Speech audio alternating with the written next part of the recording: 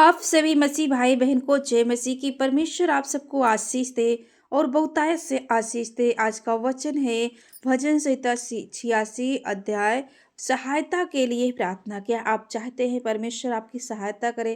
क्या आप चाहते हैं परमेश्वर आपकी मदद करे? क्या आप चाहते हैं प्रभु यीशु मसीह आपके जीवन में अगुवाई करे?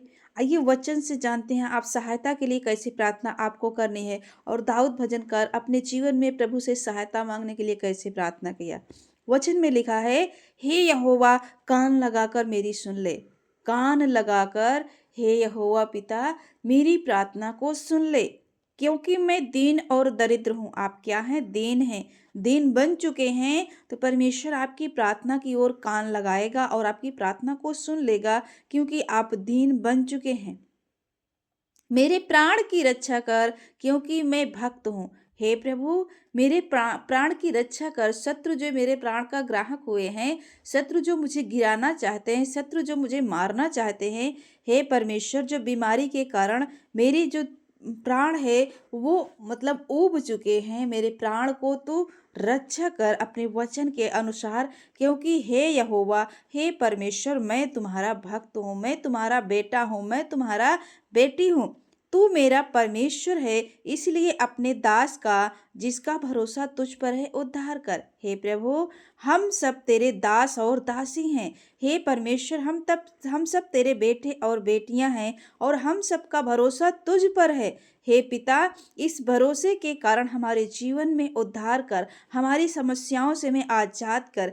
हे प्रभु मुझ पर अनुग्रह कर। हे प्रभु तू मुझ पर अनुग्रह कर, क्योंकि मैं तुझी को लगातार पुकारता रहता हूँ। हे पिता मुझ पर अनुग्रह कर, क्योंकि तू अनुग्रह करने वाला परमेश्वर है, तू करुणा करने वाला परमेश्वर है, तू दया करने वाला परमेश्वर है। हे प्रभु तू मुझ पर अनुग्रह कर, क्योंकि मैं लगातार तुझे को पुकारता रहता हूँ। अपने दास के मन को आनंदित कर। हे पिता तेरे दास का जो मन है तो उस मन को आनंदित कर, क्योंकि हे प्रभु मैं अपना मन तेरी ही ओर लगाता हूँ। हे पिता हे सर्वशक्तिमान यहोवा खुदा, हमारा जो मन है उस मन को हम तेरी ही ओर लगाते हैं, क्योंकि हे प्रभु तू भला और क्षमा करने वाला है। हे प्रभु तू भला भी है और हर एक पाप को क्षमा करने वाला है, हर एक गलतियों को माफ करने वाला है। हे प्रभु तू भला करता है और क्षमा करने वाला भी है, और जितने तुझे पुकारते हैं उन सबों के लिए तू अति करुणामय है। हे प्रभु जितने तुझे पुकारते हैं उन सबों के लिए तू अति करुणामय है। हे यहोवा मेरी प्रार्थना की ओर कान लगा और मेरे गिड़गिड़ाने को ध्यान से सुन। हे यहोवा पिता मेरी जो प्रार्थना है उस प्रार्थना की ओर तू अपना कान लगा, और जो मेरा गिड़गिड़ाना है, जो मेरा आपके सामने, उस पर तू ध्यान से सुन खुदा। आप जब ऐसा कहते हो तो प्रभु आपके प्रार्थनाओं का उत्तर देता है। आगे लिखा है, संकट के दिन मैं तुझको पुकारूंगा।